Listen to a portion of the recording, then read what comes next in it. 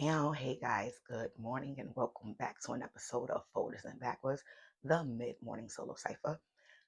I am Ebony Jefferson, certified spiritual life coach, certified meditation teacher, herb healer, and mentor of magic. Sending you guys much love, high vibrations, and positive energy throughout the airwaves. Or lessons on making today a better day than yesterday, and blessings on blessings on utilizing today as a stepping stone for creating your best version of tomorrow. Ashe, guys, and thank you for tuning in. Whew, I have to get used to using my actual name instead of yours truly will be read. That evolution is a process, or but we're here, and I am, you are, and we will. So let's do this. This morning I wanted to talk about protection, very specifically spiritual protection of yourself and your magical workings. I want to talk about what it is, why it's important, and why it should be implemented as the first and last step of any type of spiritual work that you're doing. A common concern that's normally expressed by beginner practitioners, baby witches, as I like to call them, when performing spell work or ritual, is that it doesn't work to completion. A lot of times clients will tell me that they work the conjure, that they seen the manifestation materializing, but that it didn't come through to their full expectation. Their full desires weren't manifested, or it worked and then everything just stopped. And I see it a lot in money and love type spells. And a big part of that is the need. Unfortunately, the desperation, right? Most times, money spells and love spells are not done with proper planning, which is something that I stress to all my magical clients. When you are doing things impulsively, it's very, very, very, very likely you're going to leave a step out. And protection, unfortunately, seems to be the step that a lot of people leave out. They remember their curals, they have their intention set, they remember the candles and all the corresponding elements that they want to utilize, but they forget to add some form of protection. And as a result, they see progress, they see materialization, but they don't get to experience or enjoy it at its full extent. So I educate all of my clients to implement protection as the very first and the very last step of any kind of working health, love, money, whether it's attraction, even curses. We're definitely going to get into that. Like anything that you are doing spiritually, you're working with energy. I am a believer in the all, but the all has been split to so many different variations, you and I being one. You can't control all types of energy, and so many different energies vibrate on similar frequencies. Things are easy to mess up, easy to get distorted and corrupted. No, don't jump into that. So, protection is vital. I mean, let's think about it, mind, body, soul alignment, right? If you're doing something physically, you use protection, right? You don't go outside in the pouring rain without an umbrella, a rain jacket, or rain boots, some kind of elemental protection, right? You don't drive your car 90 miles an hour without um, a seatbelt on, or knowing that your airbags are secure, that you have good brakes. Protection is just a part of life. There are too many things that can happen where we have no control over. So the best thing that we can do is stay prayed up and stay protected. So what exactly is spiritual protection, and how do you apply it to yourself and your workings, right? So spiritual protection is pretty much any item incorporated, utilized, any procedure, any step, any precaution taken to prevent harm, distortion, or corruption, outside interference, and influence to you or your spiritual working.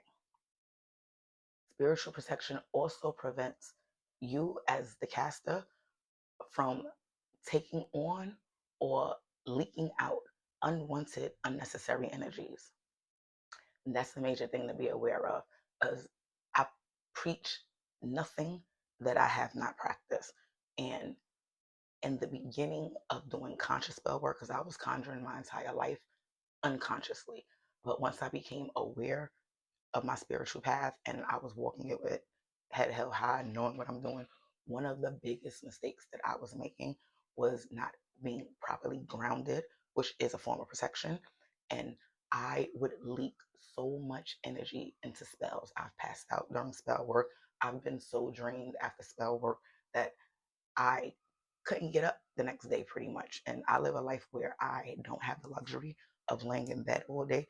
So I was absolutely drained physically, mentally, emotionally. I just could not deal with the day, sometimes 2 days, especially if I was working a full moon.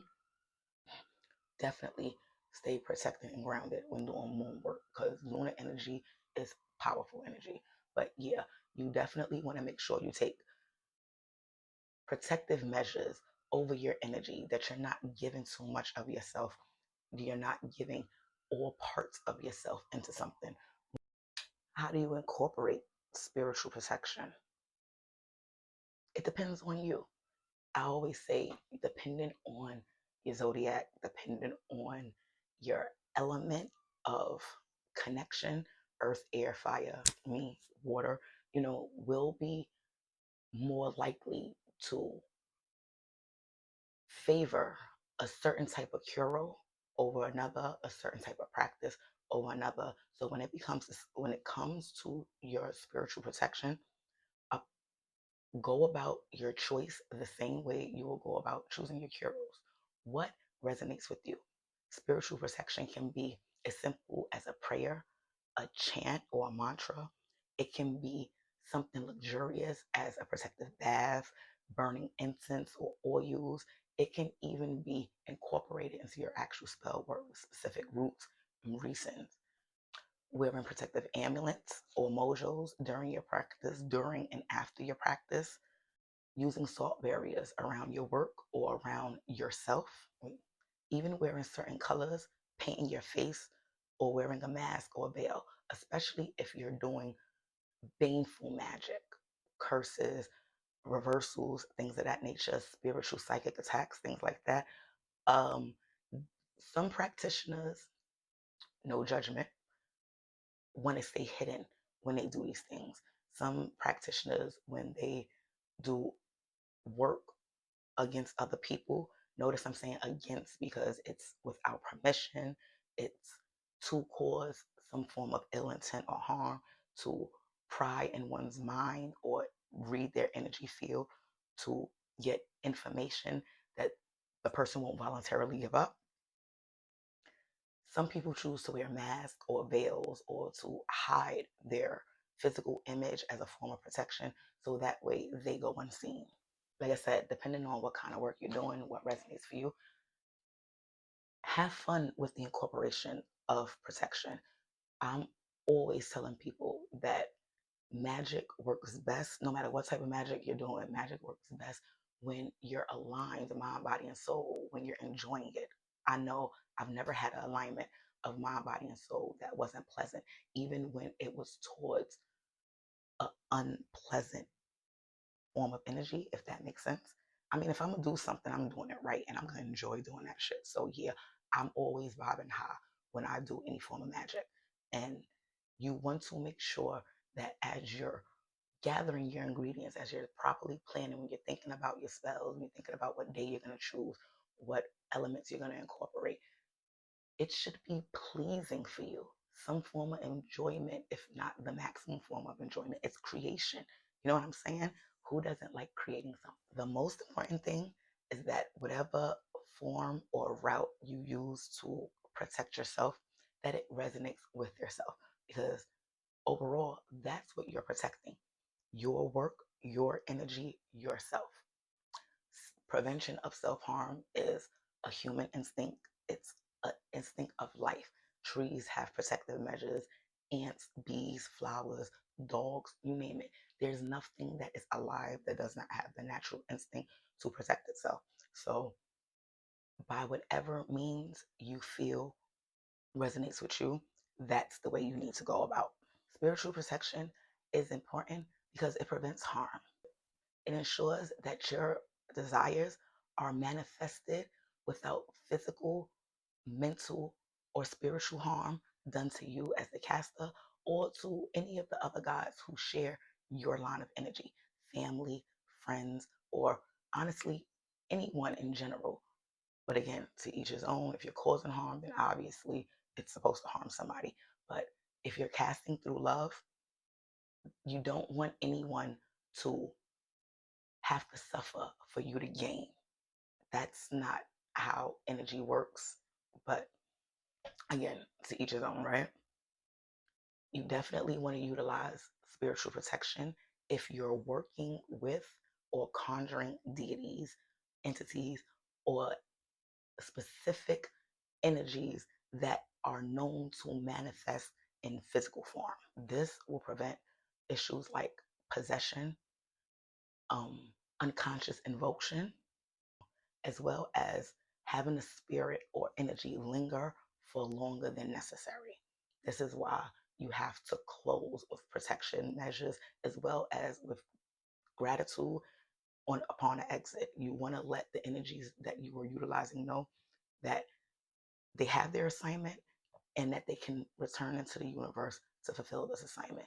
You don't want them just sitting around lingering again, unless that's the type of work you're doing. Some people need the energy or the spirit to be a part of them for a longer period of time so they can handle what they got to handle in the physical with that assistance. Again, know what you're working, think things through.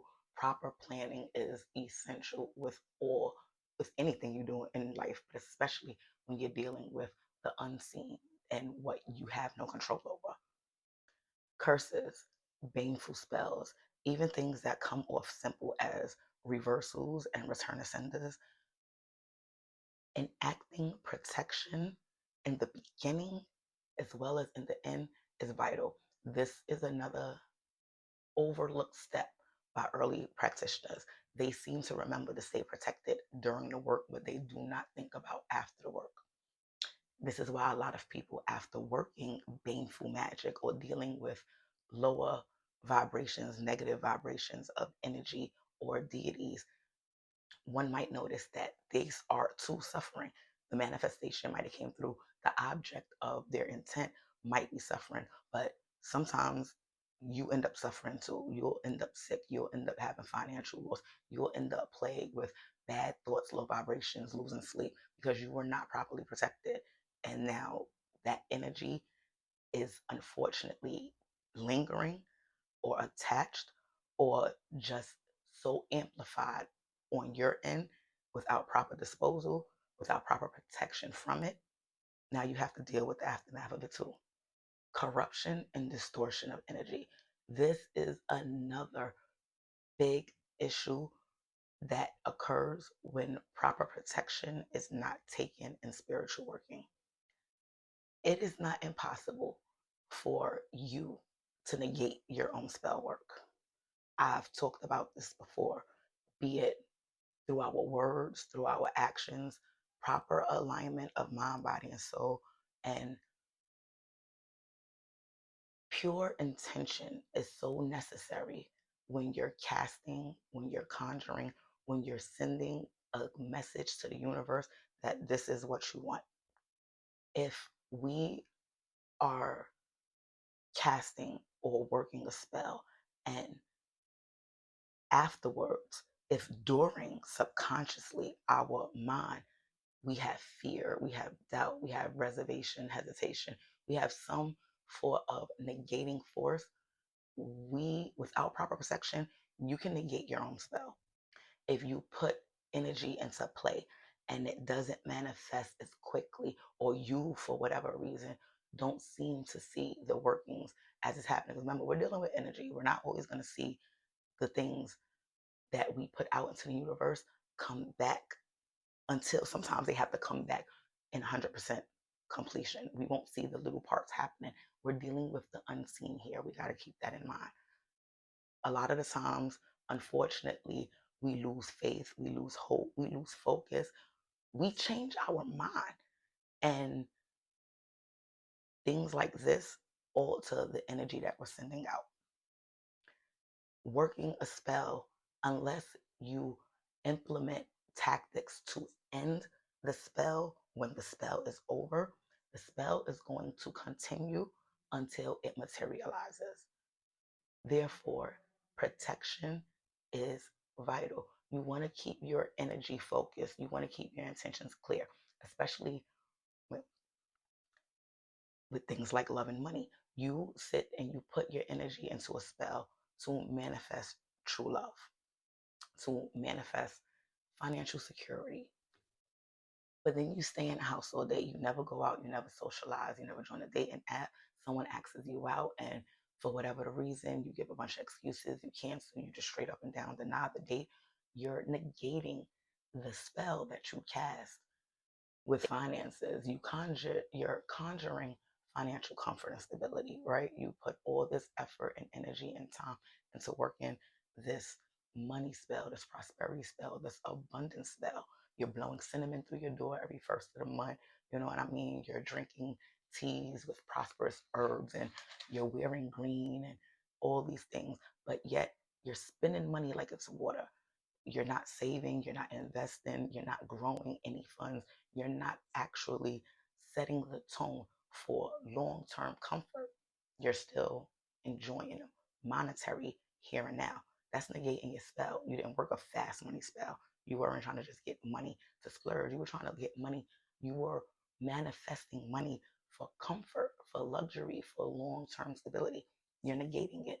So protecting our work is important to make sure that the energy keeps its focus, that even us ourselves, especially us ourselves as the conjurer, by any means, whether it's conscious or unconscious, negate our own spell work.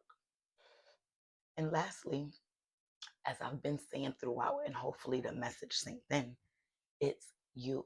You are worth protecting. You are a physical manifestation of the all in its greatest. You are perfectly imperfect, and that's why you are special. And anything that you want, anything that you are willing to work for, you deserve. When we put our time, a lot of people think that those who don't cast, those who have no knowledge or experience in magic or in conjure, seem to think that we're out here lighting candles, running around, just hoping, wishing, and praying. They have no idea of the actual emotional tie that's to our magic. They have no idea of the physical effort and the time spent on our magic. Even the research, you know what I mean? The dedication to learn and perfect our craft, the trial and error with our magic, with our growth, our evolution of self in this spiritual journey. It's worth protecting. Anything you want, you deserve, and you're going to work for it. If you're going to work for it, since you're going to work for it, you should be protected mind, body, soul, and spirit. When these things come into manifestation, when you start seeing and start living and experiencing your magic in real time, you don't want to experience it in a fleeting moment. You want it to live in you as a part of you. Like I said, whether you're manifesting financial comfort, whether you're manifesting love, whether you're manifesting a deeper understanding with yourself, with your ancestors, no matter what you're conjuring, it's something that I'm sure you desire to have as a part of your life, not just for a moment. So taking the measures to properly protect that work while it's happening, and as well as, especially as when it's physically materialized, when it's yours to grab, to have, to hold and experience, make sure you take the measures to not just have it for a moment, but to keep it and make it a part of you. I hope this resonates. I hope it finds who it needs to find when it needs to find you. And I hope that this message was beneficial. I think I covered it all. And I think I took up enough of you guys' time. So, as always, in parting, guys, I wish you much love, much ashe, and namaste. Deuces.